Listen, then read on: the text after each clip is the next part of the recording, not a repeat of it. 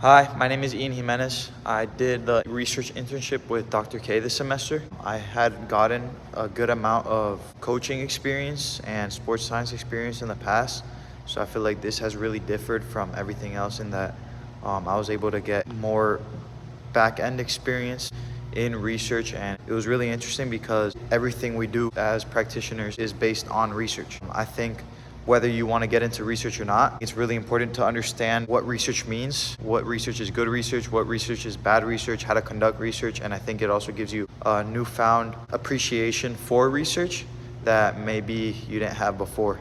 I think it's super important for any coach, any practitioner at any level to be able to communicate with the level that anybody can understand. So you can be the greatest coach in the world, you can have all the knowledge in the world, but if you're not able to communicate the same message to kids as you would to elite athletes in their level of understanding, then you're not going to be a good coach. This helped me with that kind of communication of presenting results, presenting data, understanding data, and being able to translate that from a paper to practice in real life. A typical week will consist of 1 or 2 research meetings, kind of going over weekly goals, literature review, anything that we have coming up, and assigning tasks, as well as making a presentation on research about something that you could teach the class or the cohort or the people that you're working with. I did how AI can be used in applied sports science and how that relates to sports scientists, coaches, strength coaches, physical therapists, and researchers. Another thing that we'll do during the week is obviously data collection. You'll be assigned to a study of your choice and a study that obviously you'll have the schedule to work with. I'll actually show you how data collection looks like in a mock video of the bench press blinding study that we're working on right now. So to tell you a little bit about our study before we get into it, we have our study, it's called social facilitation and optical occlusion and how that affects 10 rep max bench press performance in novice weightlifters. Here we're having Gabe, our participant, answer a few questions about self-efficacy and medical history before we start. In this set, we're going unoccluded, so unhidden, and we're doing his 10 rep max. He will go into failure, and I am not hyping him up here. I'm not giving him social facilitation.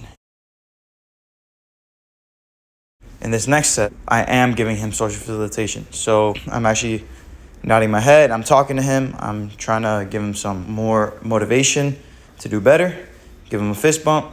And then this is the next set where we'll do occluded, so it's hidden, and we'll do no social facilitation. So once again, I'm not hyping him up. I'm not helping him out. I'm just counting. He stops. See if he gives me a fist bump. He does not. And the next one, this is the same condition, but this time socially facilitated. So I'm talking to him. I'm hyping him up. I'm trying to motivate him to do better. And we'll see if at the end he gives me a fist bump. Effectively, he does. And then we'll go into the last conditions, which is 10 rep max plus 5% of their weight. So for example, if Gabe's 10 rep max was 100, here we'll put 105 on the bar. We'll see how much he lifts with no social facilitation. See that he struggles a little bit, does not want to give me a fist bump. And for the last set, we're doing socially facilitated 10 rep max plus 5. Here he does really well. And we'll see if he gives me a fist bump. There we go. Now, at the end of the study, we always ask some more self-efficacy questions, some effort questions about how they performed during the study, how they felt.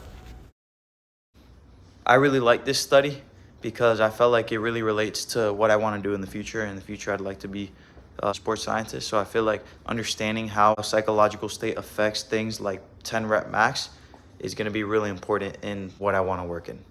I think especially sports scientists and future researchers, but even if you're not trying to be a sports scientist in the future, I think whatever it is you end up doing, I think it's super important to be able to understand and appreciate research, not just for being research, but for being good research and being able to call out bad research. Dr. K has also worked with Olympians as a mental performance consultant, so he really knows what he's doing. He is the perfect example of somebody who takes their research into practice, and I think that's super important for everybody. I really recommend it, and yeah, good luck in everything you do.